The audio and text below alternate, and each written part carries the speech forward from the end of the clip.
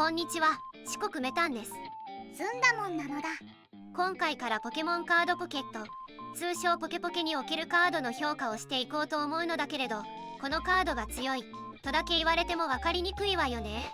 HP が高いポケモン、攻撃力が高いポケモン、種ポケモンに進化ポケモン、いろいろあってこんがらがるのだ。そうよね。そこで当チャンネルでは主に3つの評価軸を使ってカードの評価をしていきたいと思うわ。それがこちら。耐久力、攻撃力、安定性。そうよ。と言ってもこれだけでは分かりづらいと思うから、ここからは評価項目について詳しく説明していくわね。まずは耐久力から。耐久力に関する評価項目は2つ。 HP と逃げるためのコストね。 HP はわかるけど、逃げるためのコストもなのだ。逃げるためのコストは軽視されがちだし、グッズやサポートで軽減もできるけど、これも重要よ。まずは HP から説明していくわね。ポケポケのカードは紙のポケモンカードと違って抵抗力がなくて、弱点でもプラス20ダメージとそれほど大きくないから、 HP がそのまま耐久力に直結するわ。評価としては HP160 以上が S ランク、 HP120 から150が A ランク、80から110が B ランク、50から70が C ランク、それ以下が D ランクといったところね。これは投稿日時点で実装されている主なカードの攻撃力から評価したランクだから、今後環境が変わればまた評価が変わる可能性があるわ。これはわかりやすいのだ。では次に逃げるコストについて評価基準を出す前に、なぜ逃げるコストが耐久力の評価項目に入っているかについて説明するわね。よろしくなのだ。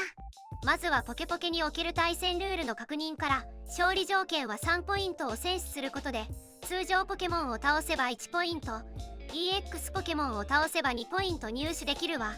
これを噛み砕くと、1体でも倒されれば敗北にリーチがかかってしまうと言えるわ。 EX ポケモンが入っていないデッキならまだ大丈夫だけど、現時点ではそのようなデッキは多くないわ。つまり壁役のポケモンであってもなるべく倒されないようにした方が良いのよ。そしてポケモンを倒されないようにする一番わかりやすい方法は逃げてベンチに行くこと。逃げやすいというのは単体の耐久力には関係ないけれど、ゲーム全体としての負けにくさにつながるわけね。そのため逃げるためのコストも耐久力の評価項目に加えたわ。なるほどなのだ。というわけで逃げるためのコストの評価基準について、1エネルギーなら S ランク、2なら B、3なら C、4なら D ランクとするわ。 A ランクはないのだ。これに関してはコストが1エネルギーと2エネルギーではその意味に大きな差があることが理由よ。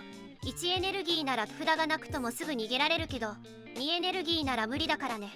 それと数は多くないけれど0エネルギーで逃げられるカードは SS 評価としておくわ。まあこれは耐久力ではなく、どちらかといえば攻撃力に利するけどね。なるほど、わかったのだ。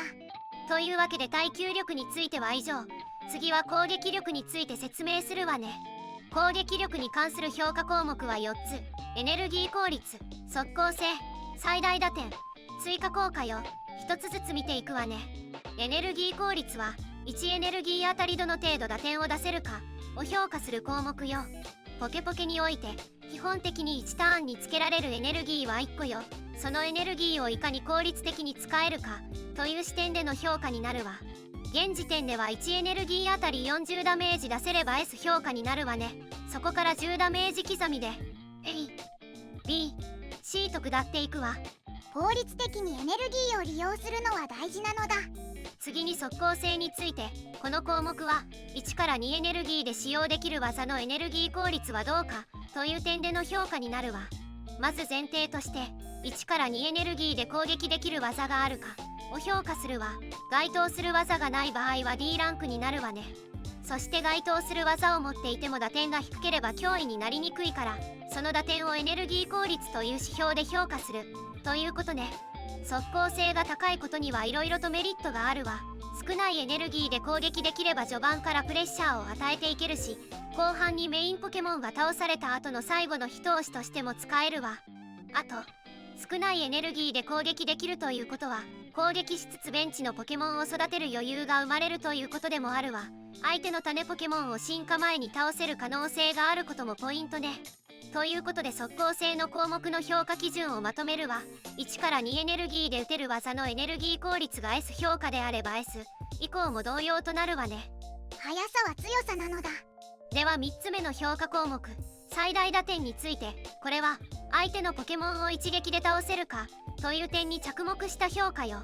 相手のポケモンを一撃で倒せれば反撃は受けないし、ポケモンに直接エネルギーをつけて技を使うというゲームシステム上、相手のポケモンごとエネルギーを除去できるという点でも強いわ。相手が時間をかけて育てたポケモンを一撃で排除できれば、そのままゲームに勝ってしまうことも多いわね。評価基準については環境にいるポケモンの HP 水準によって変動するわ。現時点では最大打点150以上なら S ランク、90以上なら A ランク、60以上なら B、40で C、それ以下は D と考えているわ。 S ランクは環境にいる多くのポケモンを一撃で倒せるライン、 A ランクなら2発、 B ランクなら3発といったイメージね。ここは今後実装されるカードによってかなり変わってくるところだから、こういう考え方でランクをつけているというのを把握してもらえればと思うわ。 S- や A+ といった評価も出てくると思うしね。打点は強さなのだ。最後に追加効果について。代表的なところでは状態異常かしら。攻撃時に相手に付与される眠り、麻痺、毒などね。他にもベンチにいるポケモンを攻撃できたり、自分のエネルギーをトラッシュするのも追加効果に入るわね。この項目は効果も様々あって評価基準を明確に定めるのが難しいから、その都度ランクを決めていくわね。打点だけでは評価できない、プラスアルファの評価項目と思ってちょうだい。わかったのだ。以上の4項目を使って攻撃力に関して評価をしていくわ。どのポケモンにも強みと弱みが出てくると思うから、いかに弱みをカバーして強みを生かすかというのがデッキ構築で大事になってくるわね。愛があればどんなポケモンだって使えるのだ。さて、それでは安定性について。ここの評価項目は2つ。ポケモンの進化度合いと技の内容よ。説明のために数字やグラフ、ややこしい確率計算を使うけど、なるべく分かりやすく説明できるように頑張るわね。よくわからなかったら聞き流してくれても大丈夫なのだ。安定性の評価項目の1つ目、進化度合いについて。これは種ポケモンか1進化ポケモンか2進化ポケモンかの違いね。1進化ポケモンより2進化ポケモンの方が進化させにくいというのはみんなわかっていると思うけど、具体的にどのくらいの確率なのか計算してみるわね。まずは2進化ポケモンが進化できる確率をグラフで表すとこうなるわ。縦軸が確率、横軸がターン数ね。種ポケモンは初手に来ているという想定よ。博士の研究などでドローを進めることができたら、ドローしたカードの数だけターン数が進むと考えてちょうだいね。かなり低いのだ。そうね。見てわかる通り、5ターン目で 50%、8ターン目でようやく 80% 近くになるわ。安定性という視点では2進化ポケモンはかなり厳しいと言わざるを得ないわね。では次に1進化ポケモンが進化できる確率をグラフで表すわ。2進化ポケモンと比べると圧倒的に安定性が増したわね。2ターン目に進化できる確率は約 50%、6ターン目になると 80% 近くまで上昇するわ。かなり安定しているように見えるのだ。技を使うためにエネルギーをつけるための時間もあるし、運用にあたっては壁ポケモンも採用するだろうから、それなりに安定はするわね。ただ厳しい見方をすると、6ターン目で 20%、8ターン目でも 10% は進化先のポケモンを引かない可能性があるとも言えるわ。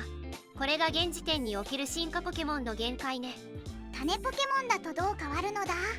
種ポケモンだと初手に種ポケモンが必ず1体は来るというポケポケの使用上、初手に選ばれる確率が格段に上がるわ。参考にしたサイトではそこまで計算できなかったから、スプレッドシートを使って計算してみたわ。それがこちら。